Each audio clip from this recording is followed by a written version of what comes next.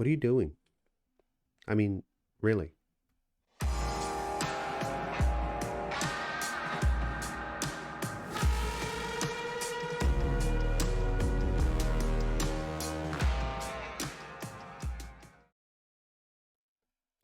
Hello there. Welcome to another video. I wanted to share today a Bible passage that I actually happened upon as a mature Christian. Uh, that kind of assumes that I'm mature now, which many would question. But what I mean is, I'd already been reading the Bible for a few years, and I happened upon this verse before, but it wasn't really until a few years ago that I read it and it resonated with me. And more than that, it really convicted me and caused me to refocus what I was doing, how I was spending my time. And the passage that I'm talking about is found in 1 Timothy chapter 4. Let's go take a look. So 1 Timothy 4 here, this is of course Paul writing to Timothy. And Paul writes, beginning verse 13, "Until I come, give your attention to the public reading, to exhortation and teaching. Do not neglect the spiritual gift within you, which was granted to you through words of prophecy, with the laying on of hands by the council of elders.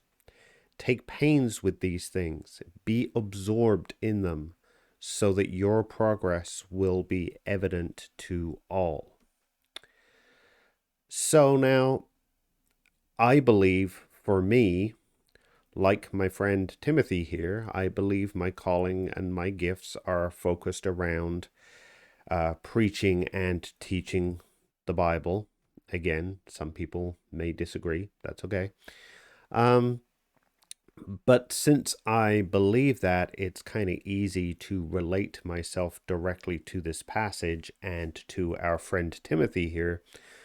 But honestly, I think the concept that Paul teaches here applies to everybody. If you're gifted as a singer, for example, I don't think this would work any differently at all for you. I think the concept is exactly the same, regardless of what your calling and your gifts are. But why did the passage convict me? Well, because as a Christian, I guess you would say, all of the things I thought you were supposed to do. I joined a church, I got active in that church, and I began to feel this calling to teach the Bible. So I was doing that. I was involved and active, learning the Word, teaching the Word, sharing the Word. But as a member, as an active member of the church, you tend to get 25 other jobs, don't you? Right? Once you start being active, being one of those people that shows up in the church, you run into this thing. Oh, you're comfortable praying in public? Cool.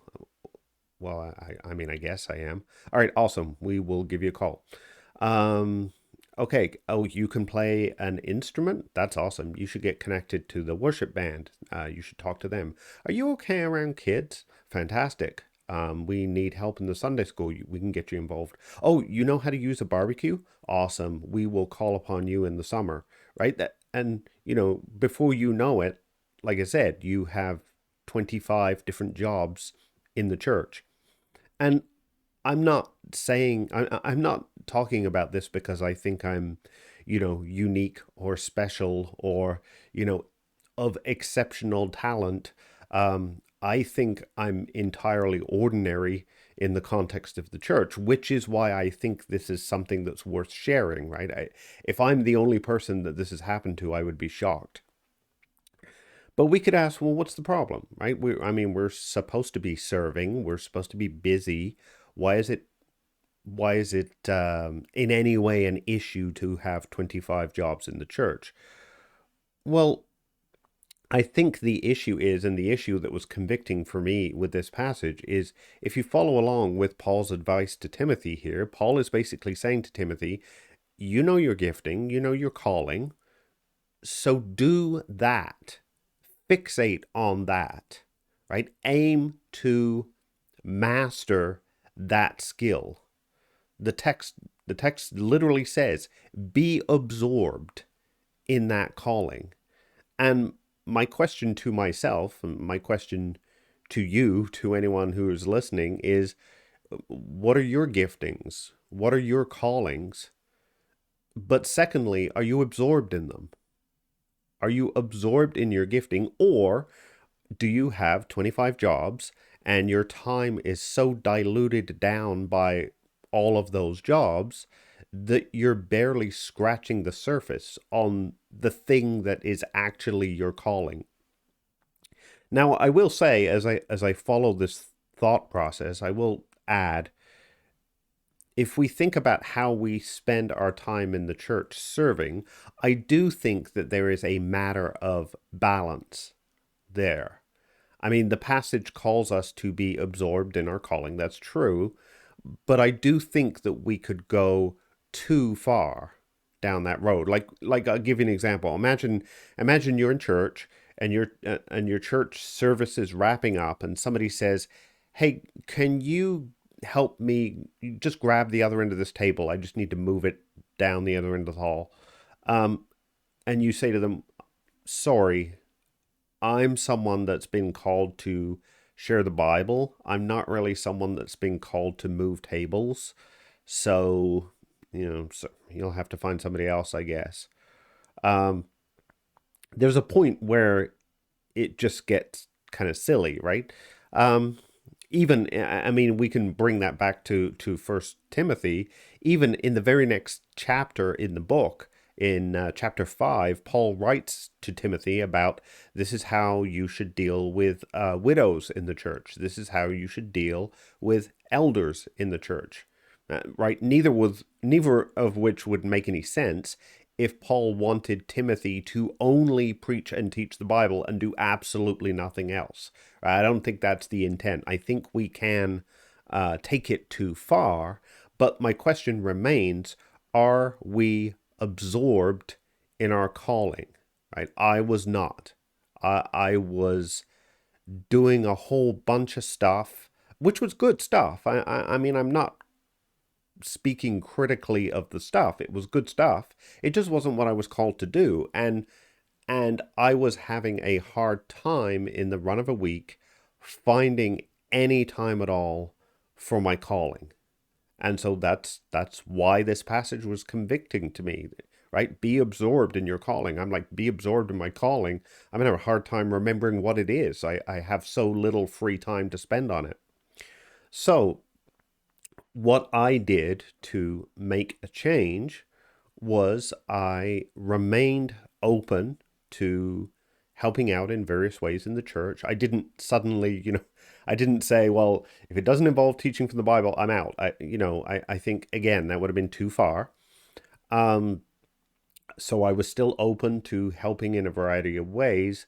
What I started doing, though, was when people asked me to be involved in something, to help out with something, I would consider what is the impact to my actual calling, right? So to use the silly examples again, someone asked me to stick around for 10 minutes after church to help stack chairs.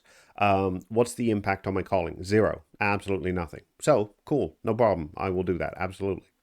But there were times when I was asked to do something, to be involved with something, and I thought about it and I thought about my schedule and I said to myself, hey, if I sign up for that, I was going to participate in this Bible study over here, or that Sunday afternoon, that's when I was going to be putting the notes together for, an interpretation of a Bible passage or something like that. And I would say, no, you know what?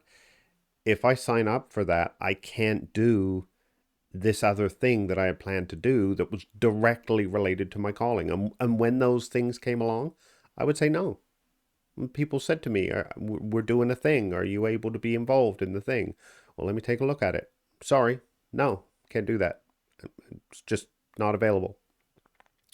Um, and I will say, like a lot of things that we start doing, it can be weird at first, right? People, particularly when you're the active person in the church, when you're the person with 25 jobs, and the reason you have 25 jobs is because you say yes to stuff, you sign up for stuff in the church, it can be weird. People give you that just that momentary look of surprise when you say no, because you're the guy that says yes. You're not the guy that says no. What's going on? Um, so yeah, it can be odd at first, and sometimes even this is kind of funny, but sometimes I found when you start declining stuff, people will often kind of rationalize your no because it doesn't make a lot of sense to them. You know, they'll say something like, "Oh, you're away that Sunday?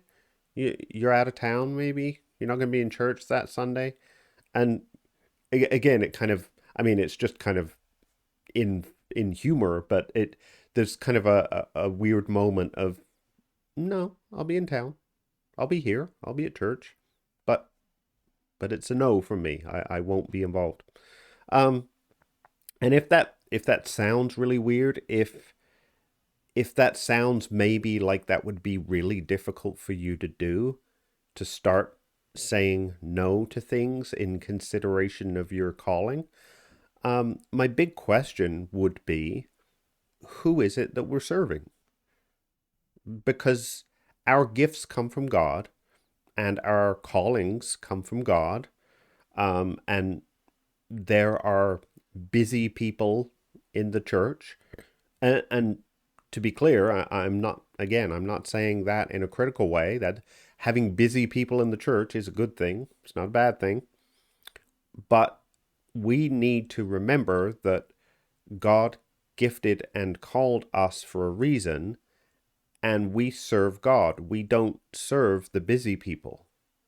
So there's absolutely nothing wrong, nothing unhealthy, and there's probably a number of things right about us saying, "Sorry, I'm just called to something else.